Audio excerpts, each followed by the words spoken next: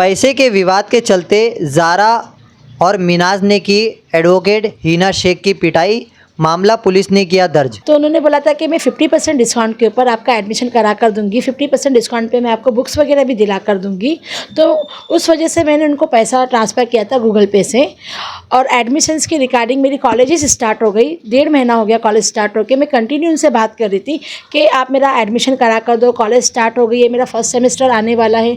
तो वो लोग आजकल करते हैं। टोटल मेरा 70,000 रुपये गूगल पे से गया हुआ है उनके पास में। मैंने उनके सोशल मीडिया अकाउंट पे कमेंट की कि ये लोग पैसा लेते हैं, काम नहीं करते। तो तुरंत उनका मुझे कॉल आता है, बोले कि तेरे में गाली गलौज ये वो लोग मुझे देते हैं और धमकी देते हैं, क्या कि तेरे में हिम्मत है तो तू इधर मिलने के लिए अपन बैठ के बात करते हैं ऐसे वैसे। क्योंकि उन्होंने मेरा मोबाइल हाथ से छीन के लिया। उन दोनों ने मिलके मुझे लकड़ी से, हाथ से, और एक उनके पास में वो रॉड था उससे बहुत बुरी तरीके से मार के लगभग ये लोग 3.5 से 4 घंटा मुझे टॉर्चर ही कर रहे थे, मार रहे थे। और इन्होंने मुझे इतना मारा ना कि मारते वक्त मेरे यूरिन, टॉयलेट और ब्लड पूरा उनके फ्लोर पे बिखरा हुआ था। मेरे पूरे नीचे के कपड़े फटे हुए थे, मतलब मुझे कि कुछ होश ही नहीं था। इस तरीके से उन्होंने मुझे मारा है। कार्रवाई के नाम पे सिर्फ एक मुझे ये FIR की कॉपी मिली है, उसके अलावा मेरे हाथ में कुछ भी नहीं है। ना उनको अभी तक अरेस्ट किया गया है, ना उन पर कोई एक्शन लिया गया है, ना उनका सैलून में कोई जांच। मुंबई टीवी, हर खबर सच के साथ। मैं हूं अफजल शेख और आप देख रहे हैं मुंबई टीवी। 26 अगस्त के दिन मलाड पश्चिम का इन्फिनिटी मॉल के पास जो जामीन यूनिसेक्स सैलून है, यहाँ पर एक मारपीट की घटना हुई, जिस मारपीट की घटना में ज़ारा और मिनाज ने एक वकील हिना शेख की पिटाई की, कुछ पैसे के विवाद के चलते। ये पैसे का विवाद आखिर किस तरीके से शुरुआत हुआ और ये कैसे यूनिसेक्स सैलून के पीछे एक हम कह सकते हैं कि गुंडागर्दी किस्म के ये चेहरे थे, जिन्होंने आखिरकार अपना सोशल मीडिया पर जिस तरीके की छवि बनाई है, उस तरीके की छवि जो है आखिर रियल छवि इनकी क्या है, तो वो जो है इस घटना के बाद आप जो है इनकी देखेंगे। हमारे साथ हिना शेख मौजूद है, जो कि रहने वाली कुर्ला पश्चिम की है, और आखिर ये किस तरीके से इन्फिनिटी मॉल पहुंची और किस तरीके का ये पैसे का विवाद था वो जानेंगे। सबसे पहले आप बताइए कि ज़ारा और मिनाज से पहचान क्या हुई और पैसे का विवाद क्या था। मिनाज मेरे यहीं पे रहती थी बांद्रा में, तभी से मैं उसको जानती हूँ, और ज़ारा उसके पास आती जाती थी। अच्छा, तो ये पैसे का विवाद क्या था। मेरा एक एडमिशन था, तो उन्होंने बोला था कि मैं 50% डिस्काउंट के ऊपर आपका एडमिशन करा कर दूंगी, 50% डिस्काउंट पे मैं आपको बुक्स वगैरह भी दिला कर दूंगी। तो उस वजह से मैंने उनको पैसा ट्रांसफ़र किया था गूगल पे से। और एडमिशन्स की रिगार्डिंग मेरी कॉलेजेस स्टार्ट हो गई, 1.5 महीना हो गया कॉलेज स्टार्ट होकर। मैं कंटिन्यू उनसे बात कर रही थी कि आप मेरा एडमिशन करा कर दो, कॉलेज स्टार्ट हो गई है, मेरा फर्स्ट सेमेस्टर आने वाला है। तो वो लोग आजकल करते रहे, मेरा फ़ोन नहीं उठाया, बात नहीं कर रहे थे, कुछ नहीं कर रहे थे। फिर एक बार मैंने उनको लिया था। टोटल मेरा 70,000 रुपये गूगल पे से गया हुआ है उनके पास में। फिर एक बार है ना, जब मैंने उनके सोशल मीडिया अकाउंट पे कमेंट की कि ये लोग पैसा लेते हैं, काम नहीं करते। तो तुरंत उनका मुझे कॉल आता है, बोले कि तेरे में गाली गलौज ये वो लोग मुझे देते हैं और धमकी देते हैं, क्या कि तेरे में हिम्मत है तो तू इधर मिलने के लिए अपन बैठ के बात करते हैं ऐसे वैसे करके। तो उसके बाद में ज़ारा उसके हाथ से फ़ोन लेती है, मुझे बोलती है अरे जाने दे, कुछ नहीं, ऐसा नहीं, आप बैठ के बात करते हैं, अपन बहन लोग हैं। तो मुझे कुछ पता नहीं, मैं हमेशा जाती आती थी, वो भी हमेशा मेरे घर पे आना जाना, खाना पीना करते थे। तो मैं एक नॉर्मल तरीके से उनके यहाँ पे चली गई। जाने के बाद में कंटिन्यू करूँ, हाँ, वहाँ पे जाने के बाद में हम लोग ने बैठे, बातचीत हुई। उन्होंने मुझे एक OTP भेजा, उस OTP के अंदर है ना मुंबई यूनिवर्सिटी लिखा हुआ था। मुझे OTP मांगा, मैंने उन्हें OTP दी। फिर उसके बाद उन्होंने मुझे कॉलेज की स्लिप दी, जिस स्लिप के ऊपर ना कॉलेज का एड्रेस था, ना कोई लोकेशन था, ना किसी भी चीज़ की वो थी। मैंने जब उस डिटेल को चेक किया, मैंने बोली कि ये तो ओरिएंटल कॉलेज आपने मुझे बोला था, ये तो कोई कॉलेज का नाम, एड्रेस, पता कुछ भी नहीं है, ये तो फेक स्लिप लग रही है। तो मिनाज कुर्सी पे बैठी थी, उन्होंने डायरेक्ट फिर मेरे सामने आकर बैठी, ज़ारा कुर्सी पे बैठी थी, मेरे सामने आकर बैठी। फिर गाली गलौज करने लगी। उन्होंने मेरा मोबाइल हाथ से छीन के लिया। उन दोनों ने मिलके मुझे लकड़ी से, हाथ से, और एक उनके पास में वो रॉड था उससे बहुत बुरी तरीके से मारा। और जब मैं वहाँ पे पहुँची तो सिर्फ 4 लोग थे, मिनाज, ज़ारा, शकीला और एक सलमान करके आदमी था।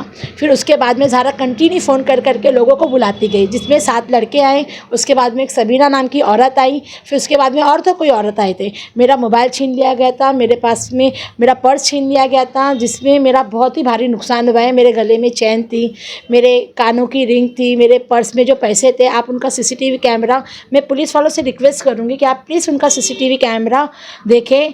आखिर उनका सैलून का नहीं मिलता तो आप बाहर का देखिए कि उन्होंने किस तरीके से मेरा मोबाइल छीना, मुझे किस तरीके से मारा और किस तरीके से उन्होंने मेरा पर्स खोल के मेरे पर्स के अंदर के पैसे और कीमती सामान निकाला है। तो ये जो जिस तरीके की घटना हुई, लगभग कितना देर आपको इन्होंने वैसे ही बैठा के रखा, मोबाइल वगैरह छीना? वो लोग मुझे लगभग, मैं वहाँ पे जब अंदर एंट्री की थी 6:15 का टाइमिंग हो रहा था, पुलिस 9:30 बजे आई। और वो भी कैसा है, मेरे भाई ने मेरे फ़ोन के ऊपर कंटिन्यू मेरे भाई का फ़ोन आ रहा था। मेरा फ़ोन मेरे फेस लॉक से खुलता है, आप सीसीटीवी में भी देख सकते हो। वो मुझे कंटिन्यू ऐसे कर रही थी कि आप है ना लॉक खोलो। मैंने नहीं खोली। उसी वक्त मेरे भाई के फ़ोन कंटिन्यू बज रहे थे। फ़ोन ओके हो गया तो मैं भाई को चिल्ला के बोलने लगी कि भाई आप इधर आइए, ये लोग मुझे मार रहे, ये लोग मुझे मार रहे। मेरे भाई जो है रिजवान खान, वो बांद्रा से उन्होंने पुलिस को फ़ोन किया, 100 नंबर पर फ़ोन किया। वो बांद्रा से यहाँ पर पहुँच चुके थे तो भी पुलिस तब तक आई नहीं थी। फिर उसके बाद में कुछ 9:15 या 9:30 के आसपास मैं उस सैलून से आई, यानी कि लगभग ये लोग 3.5 से 4 घंटा मुझे टॉर्चर ही कर रहे थे, मार रहे थे। और इन्होंने मुझे इतना मारा ना कि मारते वक्त मेरे यूरिन, टॉयलेट और ब्लड पूरा उनके फ्लोर पे बिखरा हुआ था।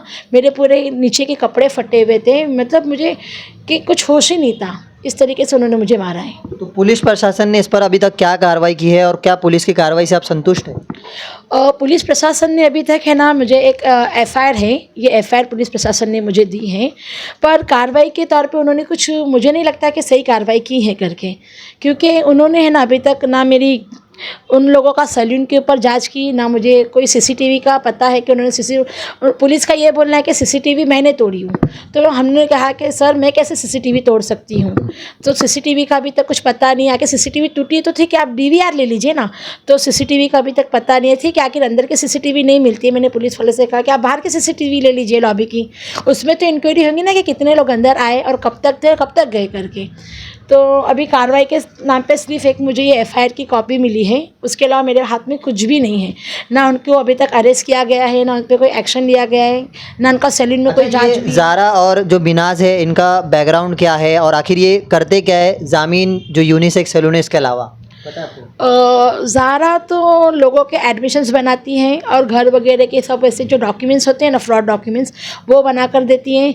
और ये लोग जो सैलून के अंदर करते हैं, जैसे कि मसाज के नाम पे वो लोग लड़कों को बुलाते हैं, ये रियल चीज़ है। हाँ, अश्लीलता। मसाज के नाम पे जैसे कि कोई लड़का आता है, मसाज के बहाने से वो लोग बुलाते हैं, लड़की से इंटीमेट उन लोगों को करवाते हैं मसाज करते करते। देन उसके बाद में ना उसी लड़कों को ब्लैकमेल करके 1-2 लाख रुपया मांगते हैं। लड़के लोग भी ये सोचते हैं कि भाई इतना सा पैसा है तो फैमिली को पता चले, मीडिया में जाए, इससे अच्छा तो हम वो हो जाए। उसके अलावा ये लोग जो होता है ना, इंजेक्शन डालने का, आईवी लगाने का, ये सारी एक्टिविटीज़ वहाँ पे करते हैं। मुझे नहीं लगता कि इन लोगों के पास, आप इन पे जांच की जाए कि इन लोगों के पास किस किस तरीके की लाइसेंस है और क्या क्या वो लोग उस सैलून से एक्टिविटीज़ कर सकते हैं। और यूनिसेक्स सैलून रखने के लिए भी है ना गवर्नमेंट से परमिशन लेनी पड़ती है, तो उनके पास वो सारे परमिशन लेटर वगैरह है नहीं है। आप प्लीज़ जाँच कीजिए।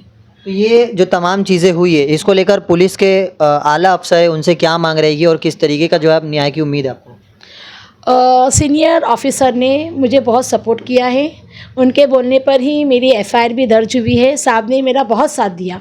बस मैं उनसे हाथ जोड़ के एक विनती करूँगी कि सर आपसे मेरी यही रिक्वेस्ट है कि आपने जैसा अभी तक साथ दिया, आप मुझे आगे भी साथ दें। और मुझे सिर्फ़ और सिर्फ उनके सैलून के अंदर का सीसीटीवी कैमरा आप प्लीज़ चेक करो और उसमें जो जो घटना घटी है आप उस हिसाब से उस पर कार्रवाई कीजिए। अच्छा, जिस तरीके से आपने शुरुआत में जिस तरीके का बताया कि 70,000 रुपये लेकर के उन्होंने एडमिशन के नाम पर जो फ्रॉड किया है, और भी बहुत सारे जो है इसके विक्टिम होंगे, क्या लगता है कि वो पुलिस स्टेशन जाते होंगे या नहीं जा पा रहे, तो आप उनकी कैसे मदद के लिए मांग कर रहे हैं कि वो आए और मदद करें? देखिए, मैं आप लोगों से ये कहना चाहती हूँ कि जो तकलीफ़ मुझे हुई है, जैसा इन लोगों ने मुझे फंसाया है, मुझे 100% पता है कि ऐसे बहुत से लोग फंसे होंगे। जिन लोगों के पास ये मेरा वीडियो जाता है तो मैं उनसे हाथ जोड़ के रिक्वेस्ट करती हूँ, आखिर आप पुलिस प्रशासन के पास नहीं जा रहे हो या आपके दिल में इन लोगों का डर है किसी भी तरीके का कि ये लोग मारेंगे, ये करेंगे, वार कराएंगे, वटेवर जो भी, तो आप लोग मुझसे मिलने आ सकते हो। मेरे भाई है, आप इनसे कांटेक्ट कर सकते हो और आप आकर आपकी जो भी तकलीफ़ है आप मुझसे बता सकते हैं। मैं आपकी इन सब मामलों में मदद करूँगी। तो ये थे हमारे साथ एडवोकेट हिना शेख, जिनके साथ में पूरी घटना हुई है और इस घटना में जामीन यूनिसेक्स सैलून के ज़ारा और मिनाज ने मारपीट की है। आप ये देखेंगे कि मलाड पुलिस स्टेशन ने इसमें भारतीय न्याय संहिता की धारा 74, 115(2), 352 और 179/2 और 3/5 ऐसे सेक्शन के तहत मामला दर्ज किया है। 5 कलम के तहत इस बीएनएस सेक्शन में एफआईआर तो दर्ज हुई है, लेकिन कानूनी कार्रवाई के नाम पर अब तक कोई जो है आगे इस मामले को लेकर फॉलोअप नहीं दिया गया है। उम्मीद करते हैं कि जिस तरीके से मुंबई पुलिस जो इंसाफ दिलाने के लिए बनाई गई है वो हिना शेख को भी इंसाफ दिला पाते हैं, और ऐसे जो ज़ारा मिनाज जैसे लोग हैं जो काफ़ी आरोप इन्होंने भी लगाया है कि इस यूनिसेक्स सैलून के पीछे देह व्यापार या अश्लीलता का रैकेट चलाते हैं, उन पर भी जांच होनी चाहिए। अब ये देखते हैं कि इस मामले को लेकर मलाड पुलिस स्टेशन किस तरीके का इन्वेस्टिगेशन करते हुए आगे की कानूनी कार्रवाई करती है। कैमरामैन नदीम खान के साथ अफजल शेख, मुंबई टीवी।